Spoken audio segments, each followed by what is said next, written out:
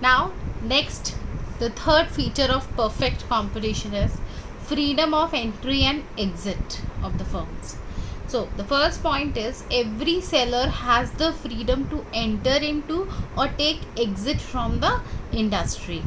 Now, what is the implication? What is the significance of having the freedom to enter and take exit from the market? First point is all firms will earn only normal profits in the long run.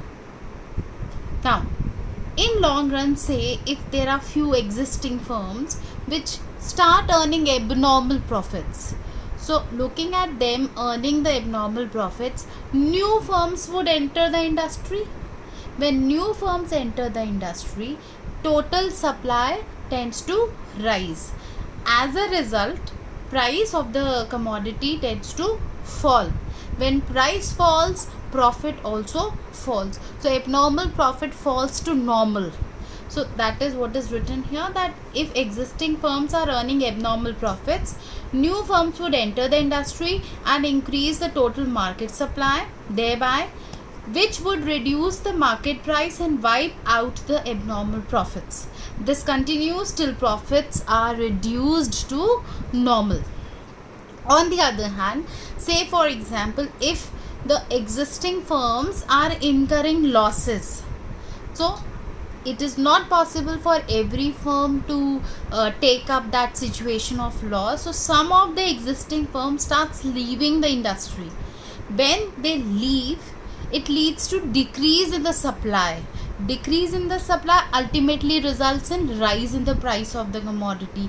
Rise in the price rises the profit also. So when the firms were incurring losses, it gets rise to normal profits. So this is the other case. So it's a very clear thing that all the firms will earn only normal profits in the long run because of the freedom of entry and exit. Next, fourth feature is perfect mobility of resources. The word mobility here means easily transferable. So it's very clear that resources are freely and easily transferable from one region to another. So factors of production like land, labor, capital and entrepreneurship are perfectly mobile. The resources have no restrictions. They are free to move to the industry in which they get the best price. So this is another feature of perfect competition. The next feature is perfect knowledge among the buyers and sellers. It means that both buyers and sellers are fully informed about the market price. Now, when the buyers and sellers have perfect knowledge, full information about the market price of the product, how does it prove to be significant? What is the implication of this point? It is that no firm is in a position to charge a different price and no buyer will pay a higher price for the same commodity. As a result, uniform price prevails in the market. I hope I'm clear.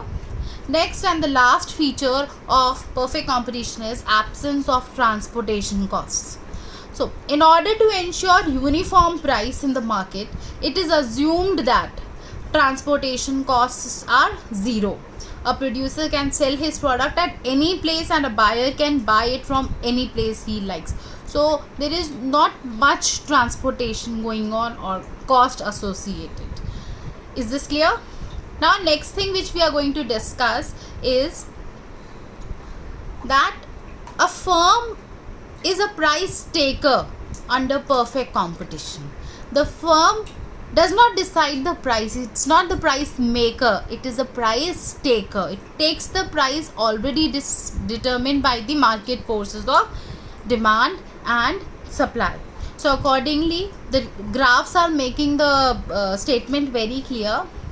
This first graph is of the industry which shows that on the x-axis there is demand and supply and on the y-axis we show price. Demand curve is a downward sloping curve. Supply curve is an upward sloping curve.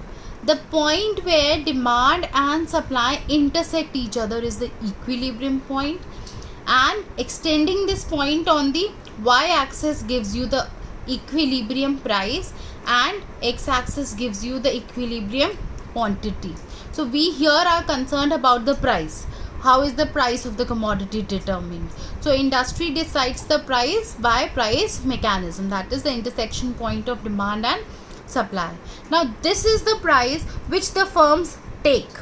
So this is the graph showing the firm's price. So on the x-axis again we show demand and supply, and on the y-axis we show price.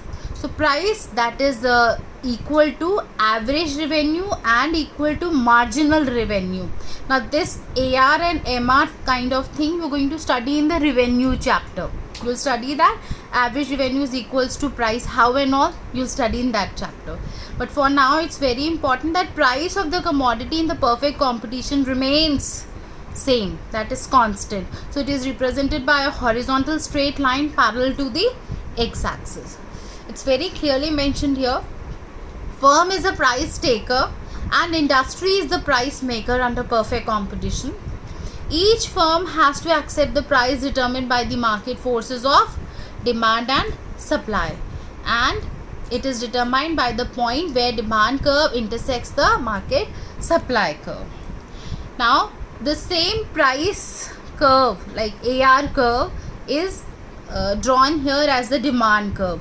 So x-axis shows quantity demanded or output, y-axis shows price, and this is constant showing the demand curve. Demand also remains constant, and we say that it has perfectly elastic demand. Now what about perfectly elastic demand? This you are going to study in the chapter elasticity of demand. So for now you just have to make it clear that demand curve under perfect competition is a perfectly elastic demand curve which is represented by a line horizontal to the x-axis. That is, demand remains price remains constant.